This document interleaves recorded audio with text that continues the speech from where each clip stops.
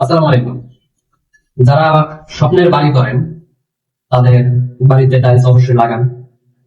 চেষ্টা করবেন ভালো টাইলস লাগানোর, কারণ আপনারা টাকা দিয়ে টাইলস কিনবেন, খারাপ টাইলস কেন লাগাবেন? বুঝেন নাই?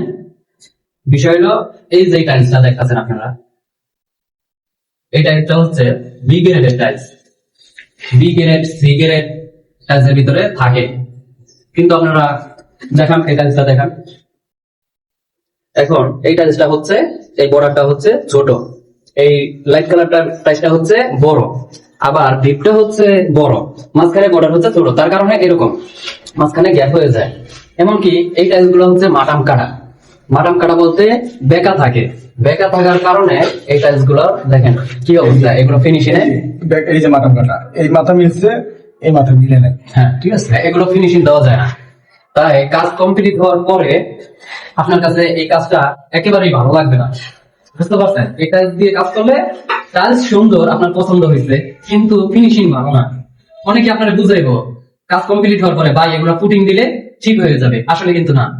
ফুটিংই থাকে, টাইলসই থাকে। এই গ্যাপের ভিতরে যদি ফুটিং দেওয়া হয়, একটা জয়েন্ট থাকবে মোটা আর একটা জয়েন্ট থাকবে চিকন। এখন আপনার কি ভালো লাগবে? টাকা দিয়ে টাইলস কিনবেন, অবশ্যই ভালো টাইলস কেনার চেষ্টা করবেন, এই গ্রেডের টাইলস কিনবেন, যেই কোম্পানিরই কিনেন।